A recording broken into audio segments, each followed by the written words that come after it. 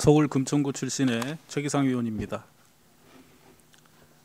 지난 결산 심사에 이어 주거 취약계층의 주거 기본권과 주거 빈곤 아동 문제에 대하여 질의하겠습니다.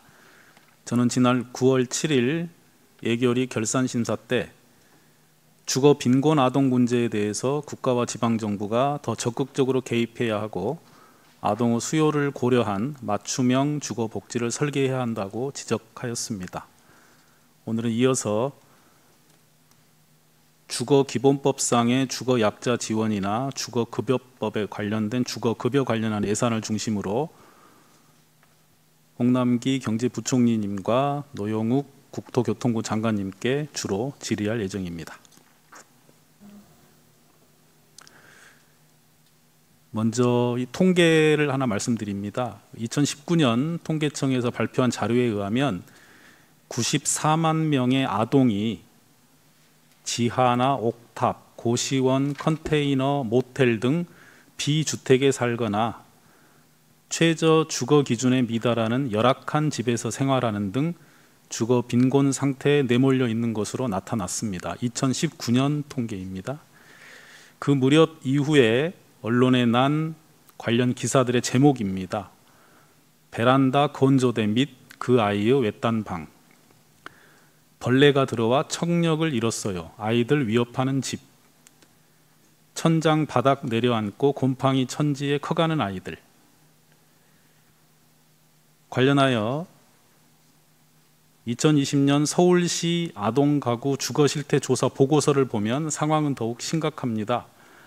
보고서에 따르면 우울증과 같은 기분 장애를 겪은 적이 있다는 답변이 서울시 전체 아동은 1.6%였는데 주거 빈곤 아동의 경우에는 5.5%로 3배 이상 높았습니다.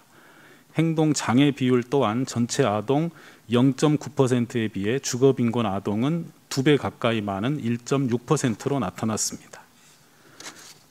2021년에 경기도의 아동 가구 주거 실태 조사 보고서에도 주거 빈곤 아동들이 건강권도 심각하게 침해받고 있다는 사실이 드러나 있습니다. 경기도에 거주하는 주거 빈곤 가정에서 자란 아동이 아토피 등 피부 질환을 겪은 비율은 9.2%였습니다. 전체 아동 가구 4.8%에 비해 2배 가까이 높은 수치입니다. 알레르기 비염에 걸린 비율도 주거 빈곤 가정의 아동이 13.9%로 전체 아동 가구 9.2%보다 높았습니다. 지하 옥상에 사는 아동은 천식과 중이염에 걸린 비율이 전체 아동 가구에 비해 높았습니다. 2022년 우리나라 예산안은 총 지출이 604.4조 원입니다. 통계에 따르면 2021년 우리 국민 1인당 GDP가 3만 5천 달러입니다. 2025년에는 1인당 GDP가 4만 달러에 진입할 것이라고 예상된다고 합니다. 1인당 GDP가 3만 5천 달러인 나라에서 94만 명의 아동이 이런 주거 환경에 살고 있다라는 게 전혀 받아들이기 어렵습니다. 부총리님께 우선 이 1인당 GDP 3만 5천 달러의 나라에서 94만 명의 아동이 이런 주거 상황에 몰려 있다는 부분에 대한 의견이 어떠신지 먼저 말씀 좀 해주시죠. 예, 의원님 저희가 주거급여를 1년에 한 2조 원 이상 편성하면서 주거 빈곤층에 대해서 지원해 오고 있다고 생각을 했는데요. 특히 취약한 아동에 대한 주거권에 대해서는 사실 또 자세하게 알지 못했습니다. 오늘 의원님께서 보여주신 통계표하고 여러 가지 내용으로 더 잘 알게 됐는데요. 앞으로 더 예산적인 지원을 더 확대해 나갈 분야구나 하는 것을 절감을 했습니다. 예, 저도 지역구에서 지역분들을 만나뵈러 많이 다녀보면 현실적으로 안타까운 상황들을 많이 봅니다. 그런데 주민센터나 복지관 등에서는 헌신적으로 일하시는 것도 사실입니다. 그렇다면 뭔가 근원적인 그리고 즉각적인 대책이 필요하다는 생각이 들어서 말씀을 드립니다. 아시다시피 우리 시대의 가장 큰 문제가 불평등 이거 양극화 아니겠습니까? 특히 아이들은 가난에 대해서 아무 책임이 없지요. 아이와 청소년들은요. 불평등의 시작은 출생으로부터 시작됩니다만 그건 어쩔 수 없는 영역이니까요. 우리 공동체는 그 부분을 성인이 되기 전까지 최대한 격차를 줄여주는 책무가 있는 것이고요. 그렇기 때문에 특히 의료와 교육 부분을 중요하게 여기고 우리 정부가 애쓰고 있다고 알고 있습니다. 근데 그에 못지않게 우리 삶의 기본 중에 기본인 주거의 문제도 더 이상 미루어서는 안 되겠다. 그리고 부분적인 지원으로 해결이 안 된다는 생각이 듭니다. 즉각적으로 근원적으로 대책이 마련돼야 된다고 생각을 합니다. 왜냐하면 이 아이들과 청소년의 인간다운 생활할 권리나 인간의 존엄을 해치는 현실이기 때문에도 그렇고요. 이런 상황에서 자랐을 때, 성인이 되었을 때 다른 보통의 또래들과 경쟁해서 사회에서 자기 몫을 해나갈 수 있을지에 대한 걱정이 되어서 말씀을 드립니다.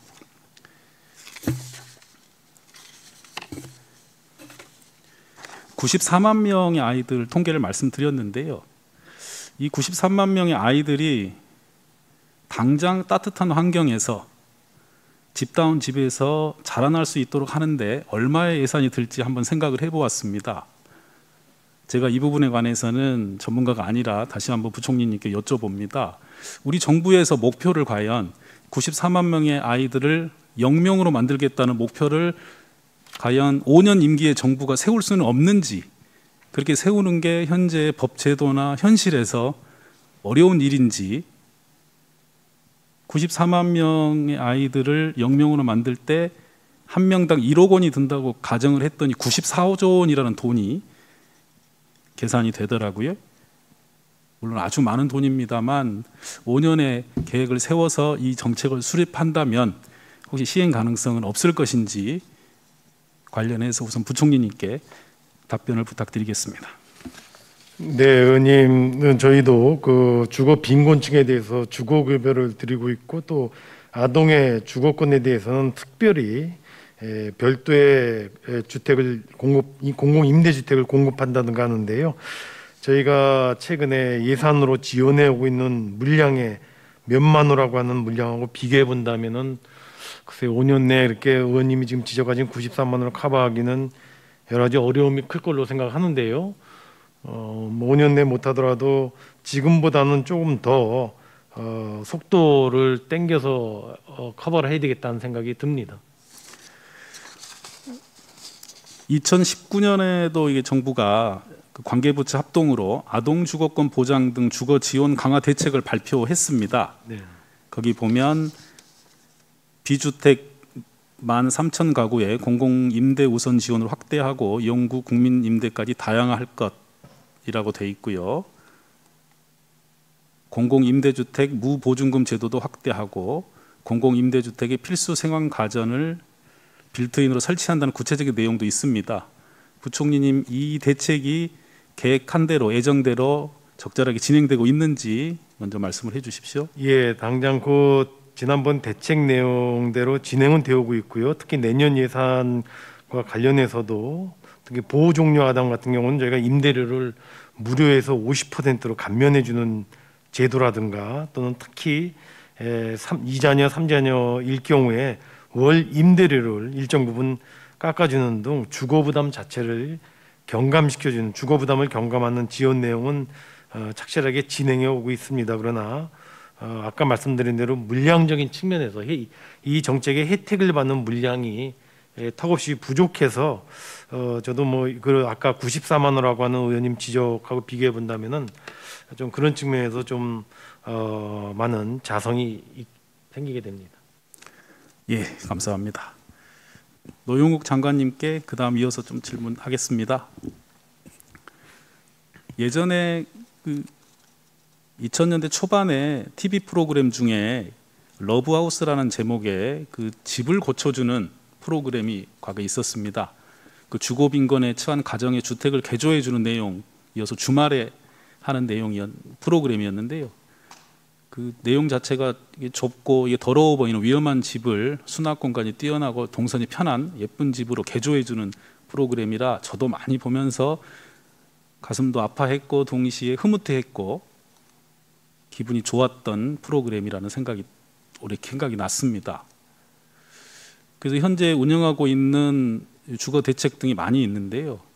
혹시나 현재 주거기본법이나 주거급여법상에는 이런 러브하우스 같은 형식의 사업들이 원청적으로 안 되는 것인지 아니면은 현재 법 테두리 내에서도 가능한 것인지 우선 장관님 답변을 해주십시오.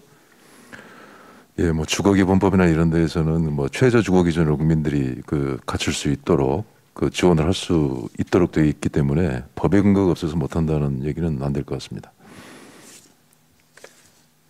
그러면 법을 고쳐서라도 그런 정책 목표를 국토교통부에서 검토하신 적은 혹시 있으신가요? 뭐 법적인 제약 때문에 못한다는 그 말씀은 하기 힘들다 그렇게 말씀드렸고요. 예. 법적인 장벽 때문에 못하는 건 아니고 제가 이제 그 의원님께서도 통계를 지적을 해주셨습니다만은 우리 전국적으로 그 소위 그 최저 주거 기준에 미달하는 그 주택이 한 90만 가구 정도 되는 걸로 저희가 이제 파악을 하고 있고요. 그 최저 주거 기준 미달에 그 거주하는 분들 중에서도 특히 이제 어린 아동이 있는 그런 그 가구 같은 경우 더 힘들기 때문에 그런 가구에 대해서는 지금 사진에서 보여주신 바와 같이 이제 주택을 개량해 주는 그런 방법도 있을 수가 있고요. 그다음에 좀 더 그 상태가 좀 나은 그 임대주택으로 그 이주할 수 있도록 이렇게 도와드리는 방법도 있을 것 같고요. 그래서 이제 작년 그 9월에 이제 그 대책을 아까 보여주셨습니다마는 그 나름대로 그 LH하고 그 정부가 그런 사업들을 지금 해가고 있는데 전체 그 열악한 전체의 모수를 생각을 했을 때는 가는 속도가 좀 더디기 때문에 좀 그런 그 사업의 물량을 좀 확대하는 쪽으로 그렇게 운영을 해야 될 것 같습니다. 예, 주거급여 관련 예산을 봤더니 이제 2020년에 1조 6,300여 원에서 2021년에는 1조 9,800여 원, 2022년에는 2조 1,800여 원으로 해마다 증가는 하고 있습니다. 그래서 2022년 예산은 올해보다 9.8% 정도 증가를 했는데요. 이 중에 혹시 주거 빈곤 아동을 위한 예산이 특정해서 포함이 되어 있을까요? 아니면 그렇진 않습니까? 주거 급여에 별도로 그 아동에 대한 게 이렇게 이어마크가 되어 있지는 않고요. 그 청년을 위한 그러니까 저 별도로 독립해서 거주하는 청년에 대한 그 별도 주거 급여는 그 올해부터 새로 시행되는 그런 내용이 있습니다. 지금 주거기본법이 주거급여법입니다. 예, 주거급여법이 2018년 1월부터 시행 중인 것으로 알고 있습니다. 혹시 장관님 그 주거급여 제도가 주거 빈곤층을 얼마나 도움이 되고 있는지 그 효과를 분석하였거나 앞으로 할 계획이 있으신지 한번 말씀을 해주세요. 예, 뭐 제도를 항상 우리가 점검하면서 그 피드백을 해야 되기 때문에 뭐 그런 과정은 뭐 계속해서 이루어지고 있다 이렇게 말씀드립니다. 2020년도 주거급여 편성액이 1조 6,300여 원인데요. 혹시 전부 다 집행이 되는 것으로 알고 계십니까? 어떻습니까? 우리가 이제 중위소득의 45%까지 지금 현재 지원을 하는 걸로 돼 있는데 자격 요건이 되면은 당연히 받으실 수 있음에도 불구하고 이 제도가 있는 걸 몰라서 이렇게 신청주의 원칙으로 하다가 보니까 그런 사각지대가 상당 부분 그 있는 걸로 그 생각이 돼서요. 그 최근에는 그 인정제도 그러니까 뭐 단전 단수라든가 우리가 행정 통계 그 자료를 통해서 주거 그 급여 수급 자격이 있다고 생각을 하면 판단이 되면 그 본인의 신청이 없을지라도 수급자로 인정하는 그런 그 노력을 지금 하고 있고요. 좀 더 제도도 좀 많이 알리고 해야 될 것 같습니다. 몰라서 신청 못 하시는 분들이 꽤 있는 것 같습니다. 예, 그런 부분에 관해서 2020년 12월에 감사원에서 저소득층을 위한 주거급여 지원 실태와 감사 시사점이라는 제목의 보고서를 발간했거든요. 장관님 혹시 그 보고서 알고 계십니까? 예, 들었습니다. 예. 예, 그 보고서 내용 중에도 방금 장관님께서 말씀하신 아쉬운 내용이 지적이 돼 있습니다. 그 정보 부족이나 안내 미흡으로 주거급여 대상자임에도 수급받지 못하는 사각지대가 발생한다는 지점이 있습니다. 그래서 그 부분은 우리 정부 차원에서 더 많이 노력을 해야 된다 이런 생각이 들어서 다시 한번 말씀을 드립니다. 또 국토교통부에서 받은 자료에 따르면 국토교통부에서는 2020년부터 2025년까지 쪽방이나 침수 우려 반지하 등 비주택 거주자를 대상으로 임대보증금과 임대료 인하 등을 적용한 공공임대주택 4만 호를 공급할 예정이라고 되어 있습니다. 네. 이 사업도 계획하신 대로 차질 없이 진행되고 있습니까? 예, 그렇습니다. 예. 물론 아까 의원님이 그 지적하신 대로 네. 지원을 받아야 할 그 대상이 그러니까 스스로 이제 신청을 못해서 활용을 못하는 그런 부분들 사각지대를 좀 없애기 위해서 좀 제도도 좀 알리고 그 다음에 우리가 가지고 있는 그 행정 자료를 통해서 먼저 발굴을 하고 또 지자체하고 또 민간 그 봉사 종교기관 뭐 이런 데하고 협업을 통해서 그런 분들을 적극적으로 찾아서 지원해주는 그런 노력이 필요하다고 봅니다. 그 내용 중에는 그 최약 주거지 근본적 개선을 위해서 영등포, 대전역, 서울역 등 쪽방촌 정비 사업 선도 사례를 마련했다 이런 내용도 있습니다. 예. 그 내용도 뭐 기존 거주민들의 불편이나 강제 철거 등의 불상사 없이 잘 진행되고 있습니까? 지금 뭐 영등포, 대전역 앞에 쪽방촌 그 개발 사업이 있고요. 지금 동자동 쪽에도 그 진행되고 있는 그런 사업이 있는데요. 그런 쪽방촌 단지를 이렇게 그 개선을 하는 데는 일반적인 그런 그 개발 사업보다 좀 더 이제 과정이 복잡합니다. 왜냐하면 거기 거주하시는 분들의 어떤 임시 거주 시설을 마련을 해서 먼저 이주를 시켜드려야 되고, 그 다음에 그 집을 짓고 또 다시 또 이주를 해야 되는 이제 좀 그 과정이 좀 더 그 복잡하기 때문에 그런 과정을 그 지자체하고 LH하고 좀 협업을 해서 하는 성공 모델을 지금 한 2개, 3개 진행을 시켜가고 있습니다. 예. 또 2020년 2월에는 그 지자체 전수조사를 그해 6월까지 시행할 방침이다. 이런 내용도 대통령 업무보고 때 드린 걸로 나와 있습니다. 반지하가 전국적으로 36만 가구 정도인데 그 부분에 관해서 전국적으로 조사를 좀 하겠다 이런 계획이 있었는데요. 근데 이게 코로나19 감염 우려로 직접 방문해서 조사하는 것은 어렵다고 판단돼서 간접자소로 방향을 선회했다 이런 내용이 나와 있습니다. 혹시 맞습니까? 직접 조사를 하셨습니까? 아니면 간접 조사로 선회하셨나요? 저희가 이제 뭐 주거 실태 그 조사를 뭐 정기적으로 하면서 뭐 그런 실태를 파악을 하고 있는데요. 예. 의원님 지적하신 그 취지를 살려서 좀 더 현장감 있는 조사가 되도록 그렇게 노력을 하겠습니다. 예, 그게 간접 조사를 하면 아무래도 그 통계청 인구 주택 총조사 등을 통해서 가구 현황을 파악한 뒤에 행정안전부나 이제 지자체 자료 등을 토대로 침수 우려 가구를 선별하고 그 이후에 그 내용을 토대로 조사를 하는 것으로 보여집니다만, 뭐 조사의 기법상의 문제겠습니다만은 예. 뭐 전수조사를 직접 현장을 확인해서 하는 방법도 있고, 그 유사한 목적으로 하는 그 행정조사가 있다면 그걸 가져다가 쓰는 경우도 있고, 그리고 요즘은 이제 그 행정 통계나 조사 결과를 활용하는 게 좀 많아지는 효율성 차원에서 그런 그 추세입니다. 좀 더 하여튼 그 문제가 좀 보이는 그런 부분에 있어서는 현장의 확인도 병행이 될 필요가 있다고 봅니다. 예, 이 주거기본법 우리 법이 참 정확하고 잘 돼 있습니다. 국가 및 지방자치단체는 장애인, 고령자 등 주거 약자가 안전하고 편리한 주거 생활을 영위할 수 있도록 지원하여야 한다고 돼 있고요. 국토교통부 장관은 국민이 쾌적하고 살기 좋은 생활을 하기 위하여 필요한 최소한의 주거 수준에 대한 지표로서 최저 주거 기준을 설정 공고하여야 한다고 되어 있습니다. 이 법을 철저히 준수하여야 되겠지요, 당연히요. 네, 예. 네, 예산상의 제약이나 현실적인 제약 어려움이 많이 있겠습니다만 서두에 말씀드린 대로 국민소득 3만 5천 달러 1인당 시대에 94만 명의 아이들의 주거의 문제, 그리고 최저 기준에 못 미치는 곳에서 거주하는 분들의 우리 헌법상 기본권 보장을 위해서 국토교통부에서 최선을 다해 주시길 부탁을 드리고 끝으로 의견 한 말씀 부탁드립니다. 예, 뭐 의원님 지적하신 내용에 뭐 적극적으로 공감을 하고요. 하여튼 그 국민이 최저 한도의 그런 어떤 주거 환경에서 생활을 하실 수 있도록 정부가 하여튼 모든 노력을 다해 나가도록 그렇게 하겠습니다.